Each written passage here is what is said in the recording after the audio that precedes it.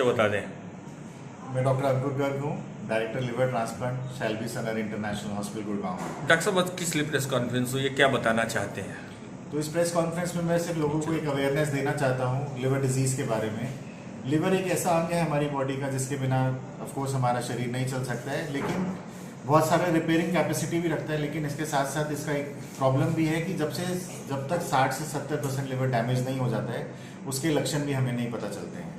Most of the test भी normal आते हैं जो हम अपने रेगुलर बॉडी टेस्ट कराते हैं। इसलिए हमें अपने खान पान पे, हमारे अल्कोहल इंटेक पे, हमारे लाइफस्टाइल पे ध्यान रखना चाहिए। और अगर इसमें से हमारे पास कोई भी रिस्क फैक्टर है, मैं डायबिटिक हूँ, ओवरवेट हूँ या रेगुलर अल्कोहल इंटेक है, तो मुझे इसकी तरफ ज़्यादा ध्यान देना चाहिए और ज़्यादा रेगुलर फॉलोअप करके अपने लिवर हेल्थ को चेक करना चाहिए। डॉक्टर साहब क्या चेक कराना चाहिए जिससे पता चले कि लीवर आपका डैमेज हो रहा है? मोस्ट इंपॉर्टेंट तो नॉर्मल जो ब्लड टेस्ट होता है, लिवर फंक्शन टेस्ट या LFT जिसको बोलते हैं, एक अल्ट्रासाउंड और फाइब्रो स्कैन भी बहुत हेल्पफुल हो सकता है अर्ली स्टेजेस में डिटेक्ट करने के लिए कि क्या फैटी लिवर हो रहा है कि नहीं हो रहा है। खान पान में क्या ध्यान देना चाहिए जिससे कि लीवर बच सके? क्या क्या नहीं खाना? खान पान में क्या क्या नहीं खाएं ऐसा कुछ भी नहीं है, सब कुछ खाना चाहिए। जो इंसान जिस सोसाइटी में, जिस कल्चर में पला बड़ा हुआ है उसको वैसे ही खाना खाना चाहिए। इंपॉर्टेंट है कि बैलेंस डाइट में खाना चाहिए। ऐसा नहीं होना चाहिए कि एक ही तरह का खाना हम ज़्यादा खा रहे हैं, एक ही तरह का ऑयली फैटी फूड है या कार्बोहाइड्रेट है। तो बैलेंस डाइट की इंपॉर्टेंस है, चाहे हम वेजिटेरियन हैं चाहे नॉन वेजिटेरियन है। जो हमारी डाइट है वो एक बैलेंस डाइट होनी चाहिए। वेजिटेरियन के अलावा अगर नॉन वेजिटेरियन कोई है तो उसको क्या खाना चाहिए उसमें? वेजिटेरियन अगर आप बॉडी के हिसाब से बात करेंगे तो नॉन वेजिटेरियन एक ऐसा फूड है जिससे हमें प्रोटीन ज़्यादा मिलता है as compare to vegetarian food. तो नॉन वेजिटेरियन में नॉन वेज कुछ खराब नहीं है, वो हमारे अपने बिलीफ और फेथ है। किसी को खाना है खाएं, तो सब कुछ खा सकते हैं। मैं फिर से बोल रहा हूँ, वेजिटेरियन भी नॉन वेजिटेरियन भी, लेकिन बैलेंस में करके खाना चाहिए।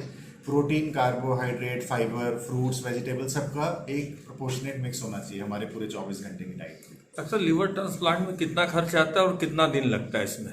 लिवर ट्रांसप्लांट में करीबन 18 से 20 लाख खर्चा आता है और पेशेंट को ऑन एन एवरेज 15 से 20 दिन हॉस्पिटल में भी रहना पड़ता है ट्रांसप्लांट के बाद। तो इसकी सफलता की कितनी गारंटी होती है? आज की डेट में जो एडवांसमेंट्स हो चुकी हैं और सब कुछ हो चुका है, आज की डेट में लिवर ट्रांसप्लांट 95% तक सक्सेसफुल है। तो कुछ ऐसी चीज़ें बताएं जो मरीज खाए जिससे लिवर बचा रहे।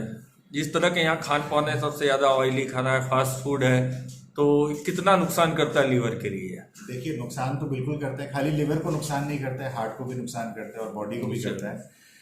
लिवर को हेल्दी रखने के लिए बहुत ही सिंपल फॉर्मूला है। अगर मैं अपनी बॉडी, अपनी लाइफ का ध्यान रखूंगा, अपना खाने पीने का, अपनी फिजिकल एक्टिविटी का जो मेरी एज अप्रोप्रिएट होनी चाहिए, तो लिवर नॉर्मली कुछ नहीं करेगा। अगर मैं अपना लाइफ स्टाइल चेक रखता हूँ, अपना फिजिकल लाइफ स्टाइल चेक रखता हूँ, अपनी डाइट चेक रखता हूँ और अपना अल्कोहल इंटेक को रेगुलेटेड रखता हूँ, तो लिवर जनरली किसी का कुछ तंग नहीं करता है। डॉक्टर साहब, कितने लोगों का अभी तक लिवर ट्रांसप्लांट वाराणसी में हो चुका है?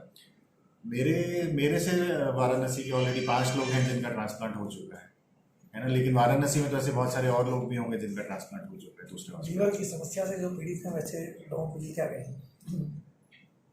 उनके लिए मैं एक ही एडवाइस दूंगा कि आपको एक स्पेशलिस्ट के पास जाना चाहिए, चाहे वो गैस्ट्रोएंटरोलॉजिस्ट है, हेपेटोलॉजिस्ट है या लिवर ट्रांसप्लांट सेंटर है, और उनकी एडवाइस फॉलो करनी चाहिए। अगर हम एडवाइस फॉलो करते हैं, रेगुलर मेडिकेशन लेते हैं, तो ऐसा नहीं है कि हर एक लिवर फेलियर पेशेंट को या हर एक लिवर डिजीज पेशेंट को लिवर ट्रांसप्लांट की जरूरत पड़ती है। हाँ, उसकी भी एक स्टेज आती है कुछ पेशेंट्स में, लेकिन most of the times 70% of the times हम उस बीमारी को, उस डिजीज को उससे पहले कंट्रोल कर सकते हैं।